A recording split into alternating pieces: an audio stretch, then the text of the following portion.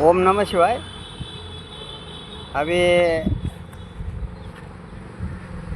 मांडव्य उपनिषद है, पाना क्रमांक नंबर 69 है।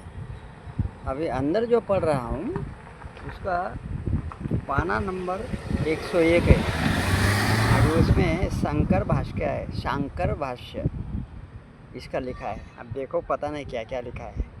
ये तो ओम नमः शिवाय, इसमें लिखा है सूक्ष्म इति सूक्ष्म विदः स्थूल, क्या लिखा है, स्थूल इति च तद्विदः मूर्त इति मूर्तविदो मूर्त इति च तद्विदः। ये 23 नंबर का श्लोक है। सूक्ष्म वेत्ता कहते हैं आत्मा सूक्ष्म है। हाँ ये तो है, पर अनुपरिणाम है स्थूलवादी चार वाक आदि कहते हैं वह स्थूल है।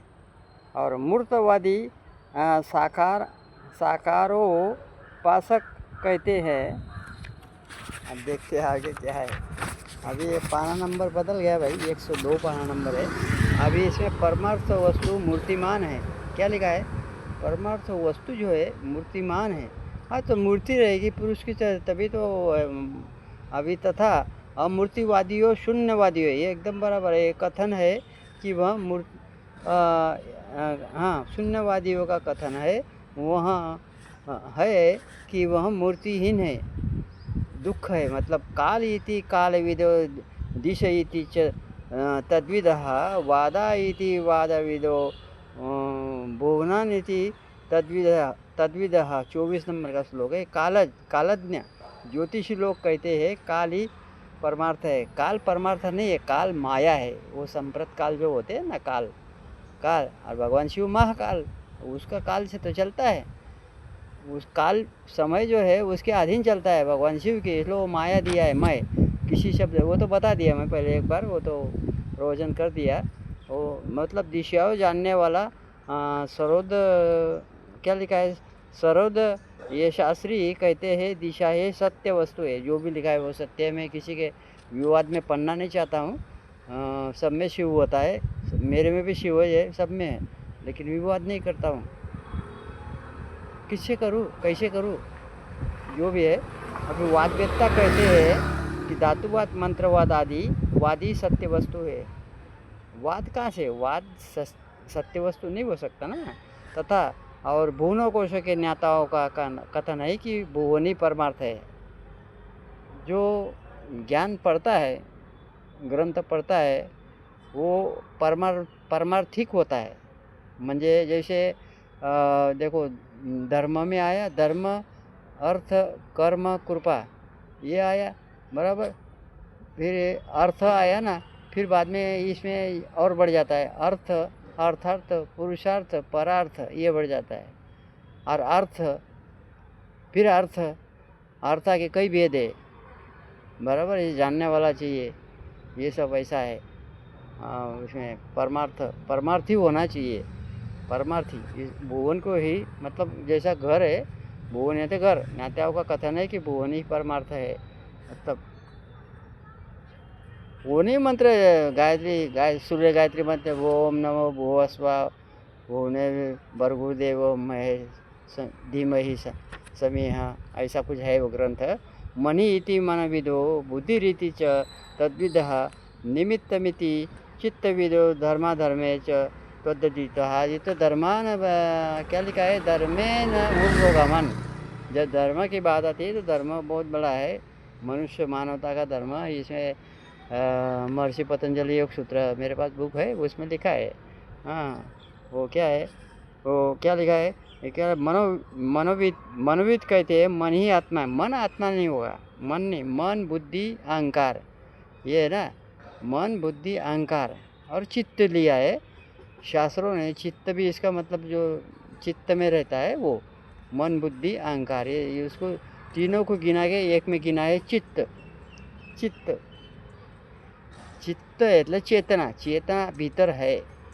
नाम पुरुष का आता है क्योंकि पुरुष अभाव में, पुरुष में 3 गुण नहीं है, सत्वगुण रजगुण तीनों तमोगुण, ये तीनों नहीं है, तीनों से परे है क्योंकि उसमें नहीं है, वो तो प्रकृति में है। प्रकृति એટલે विद्या, प्रकृति એટલે विद्या, दिखा है ना विद्या, ज्ञान, विद्या એટલે જ્ઞાન, જ્ઞાન, फिर धर्म, धर्म, फिर धर्म, ज्ञान, धर्म, वैराग्य, ऐश्वर्य, ये 4 आती है, बराबर।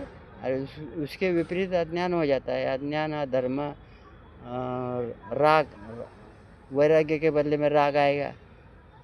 राग आएगा तो वो राग छोड़ देने का, वैराग्य का राग पकड़ लेने का, ऐसा है वो सिस्टम। तो उसको क्या कहते हैं? परमार्थिक है। परमार्थिक है, नहीं ग्रंथ पढ़ने वाला, सत्संग सुनने वाला, इसको परमार्थिक बोलते हैं। बौद्ध का कथन है कि बुद्धि ही आत्मा है। बुद्धि आत्मा नहीं हो सकती। आत्मा कितना गिनेंगे भाई? मन को भी आत्मा, बुद्धि को भी आत्मा, ये तो इंद्रिय के अधीन चलते हैं ना। जैसे तुम्हें प्रमाण लगेगा वैसे चलते हैं, ऐसा लिख। वो मैं तो मुक्त हूँ, मुक्त की परिभाषा लिख रहा हूँ, बराबर। चित्त को क्या है? चित्तज्ञों का विचार है, चित्त ही सत्य वस्तु है, चित्त ही सत्य वस्तु है। तथा धर्मवेत्ता, मीमांसक म्हणजे मैं जानने वाला, ऐसा कुछ है। क्या लिखा है? धर्म को ही परमार्थ मानते हैं। हाँ, तो बराबर, धर्म मेरे वही परमार्थ है, और क्या। पंचविशक इत्येक षड्विंग इति चापरे एकत्रिशक अविद्या उरनंत इति चापरे 26 नंबर का श्लोक है। पाना नंबर 102 चल रहा है अभी। अभी कोई सांख्यवादी 25 तत्वों को, ये तो करेक्ट है, ये तो भाई फिर का पातंजल मत ये क्या लंबी, हाँ पचन क्या है? पातंजल मतावलंबी 26 को और कोई पशुपत 31 को तत्वों को सत्य मानते हैं। तथा क्या लिखा है? मतावलंबी परमार्थों को अनंत भेद वाला मानते हैं। ये नहीं भेद तो अलग अलग है भाई, भेद में मत जाओ। भेद अलग अलग भेद होते हैं। अभी बुद्धि के भेद अलग है, बराबर, इसके भी भेद है। अभी तुम्हारा प्रमाण 3 है ना, दृष्टि प्रमाण, शब्द प्रमाण, अनुमान प्रमाण। अनुमान प्रमाण में भी कितने भेद है मालूम है? वो तो लिख रहा हूँ मैं, ग्रंथ लिख रहा हूँ, वो नहीं बता सकता मैं, लिख रहा हूँ। गूगल पे भी जानकारी नहीं है अनुमान के भेद कितने हैं, नहीं है। वो 4 भी बताता है, 4 नहीं है, और है। भेदों वाला मानते हैं, बराबर। हाँ, अभी क्या है? अभी ज़रा पढ़ लेते हैं, देखते हैं इसमें क्या है। मतलब 25 ही आता है तो 31 नहीं आता है। 31 क्या लिखा है? 31 को सत्व को सत्य मानते हैं, नहीं, ये गलत है। 31 नहीं हो सकता, 25 ही हो सकता है। लोकाल्लोक विदः प्राहुराश्रमा इति तद्विदः श्रीपुण्यम पुंसकम लैढा म्हणजे परापरम था परे 27 नंबर का श्लोक है। आइए, इसमें टिप लिखा है। इसमें क्या लिखा है? प्रधान महत्व तथा अहंकार, 5 तन्मात्रा, 5 ज्ञानेंद्रिय, 5 कर्मेंद्रिय और 5 विषय और 1 मन, ये सांख्यवादियों के 25 तत्व है, एकदम बराबर। और योगी के शिवा 26वां तत्व ईश्वर मानते हैं। नहीं, वो नहीं, वो उसी में आ जाता है। और ये पाशुपत के मत में इस 25 तत्व से अतिरिक्त राग, अविद्या, ये नहीं है, ये नहीं है। ये बताता हूँ मैं। देखो ये कैसा है? अविद्या, क्लिष्ट, राग, द्वेष, अभिनिवेश, अस्मिता, ये क्या है? महर्षि पतंजलि योग सूत्र में आते हैं, ये सब आते हैं अभी, बराबर। नियत है, नियम એટલે कितने नियम? 5 नियम है, 5 यम है। अब उसको तो नहीं बता सकता हूँ, लेकिन 5 नियम, 5 यम, फिर प्राणायाम, आसन, बराबर। प्राणायाम, आसन, फिर प्रत्याहार, फिर ध्यान, धारणा, समाधि, ये हो गए 8 टोटल हो गए। ये उसमें लिखा है। नीति એટલે नियम, काल એટલે संप्रत काल એટલે काल है ने माया, बराबर। और कला, और ये माया पे फिर डबल दे दिया, काल का नहीं पता लगा इसलिए डबल लिख दिया है। तो कोई बात नहीं, चलेगा। ये 6 तत्व और है। अरे बाप रे देखते हैं अभी। इसमें लौकिक पुरुष रज्जन को और आश्रमवादी को आश्रमों को ही प्रधान बतलाते हैं। अरे बाप रे, ये क्या है? लोकानु रज्जन को और आश्रमवादी आश्रमों को ही प्रधान बतलाते हैं। आश्रमवादी ये क्या है भाई, ये सब गड़बड़ झाला लिख दिया अभी, इसमें हम क्या कर सकते हैं भाई। हाँ बराबर है, ये बराबर है क्या लिंगवादी, स्त्रीलिंग पुल्लिंग, ये नहीं, ये कहाँ से आया है, ये नहीं, no no no no no no, इसमें नहीं आता। वो तो इसमें आता ना, वो अलग ही है भाई। स्त्रीलिंग पुल्लिंग नपुंसकलिंग, ये लिंग कितने, ये शब्द बना संस्कृत में, तो इसमें स्त्रीलिंग है कि पुल्लिंग है, कौन सा लिंग लगेगा इसमें। मास्टर पढ़ाते हैं कौन, बजरंगी सर प्रयागराज में पढ़ाते हैं, मैं सुनता रहता हूँ। वो ये सब पुल्लिंग से उसमें आता है। और दूसरे लोग पर और अपर ब्रह्म को ही परमार्थ मानते हैं। पर इसको भी बहुत समझना है। शंकराचार्य ने जो लिखा है वो अपरोक्ष में लिखा है, अपरोक्ष में।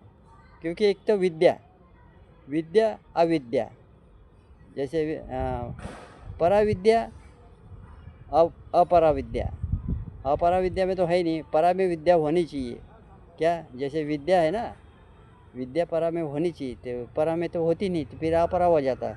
अपरा हो जाता फिर क्या, किस में चला जाता है वो अपना ज्योतिषी विद्या में चला जाता है। मैं भी हूँ, मैं क्या ऐसा क्या कोई मंदिर हुआ, किसी की पूजा पाठ करना हो, भगवान शिव का मंदिर होगा, जाता हूँ, क्यों नहीं जाएगा।